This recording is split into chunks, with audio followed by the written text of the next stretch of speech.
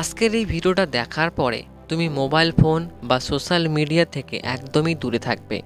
তুমি আর সময় নষ্ট করবে না। তবে এটা তখনই সম্ভব হবে যদি তুমি এই ভিডিওটা সম্পূর্ণ দেখো। যদি তোমার মনে হয় যে মোবাইল ফোন বা সোশ্যাল মিডিয়া তোমার সময়কে কেড়ে নিচ্ছে, তাহলে এই ভিডিওটা তোমাকে দেখতেই হবে। কারণ তুমি যদি নিজেকে বাঁচাতে চাও, তাহলে আজকের এই ভিডিওটা তোমার জন্য অত্যন্ত ইম্পর্টেন্ট। বর্তমান জেনারেশনে আমরা সবাই সোশ্যাল মিডিয়ার সঙ্গে যুক্ত রয়েছি।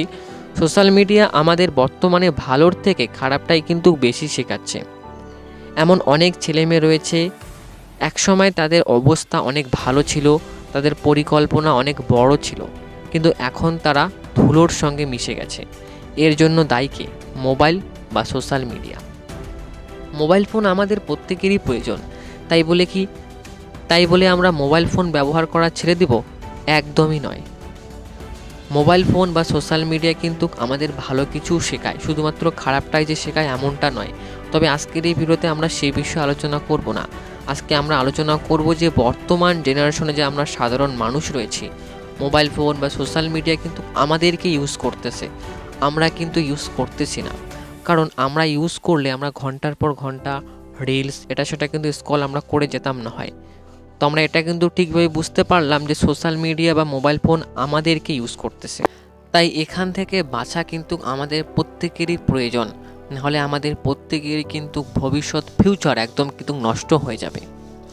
তো এই মোবাইল ফোন বা সোশ্যাল মিডিয়া থেকে বাঁচার জন্য আজকের এই ভিডিওতে আমি তোমাদের এমন 3টা টিপস বলবো, যে টিপসগুলো ফলো করলে আশা করা যায় তোমার সোশ্যাল মিডিয়া বা মোবাইল ফোন ব্যবহার করাটা একটু হলেও কিন্তু কমে যাবে।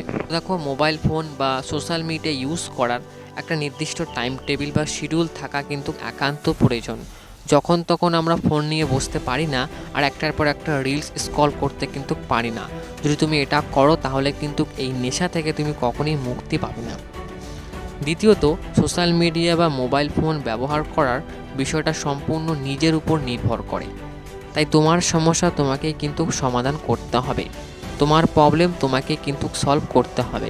তোমাকে জানতে হবে, তোমাকে খুঁজতে হবে যে তুমি কেন সোশ্যাল মিডিয়াতে এত সময় নষ্ট করতেছো, কেন তুমি মোবাইলের প্রতি এত আসক্ত হচ্ছ। লাস্ট যে বিষয়টা বলবো সেটা হচ্ছে, সময় একদমই নষ্ট করবে না। এখন অনেকেই বলে থাকে যে সময় নাকি খুব দ্রুত চলে, 24 ঘন্টা নাকি খুব তাড়াতাড়ি চলে যায়। একদমই নয়, সময়ের জায়গায় ঠিকই রয়েছে। একদিন শুধু মোবাইল ফোন ইউজ করা বন্ধ করো, বুঝতে পারবে 24 ঘন্টা অনেকটা সময়। জীবন তোমার, তাই তুমি যেভাবে তৈরি করবে সেভাবে কিন্তু উদযাপন করবে। তাই ভালোভাবে তৈরি করার চেষ্টা করো, ভালোভাবে উদযাপন করতে পারবে।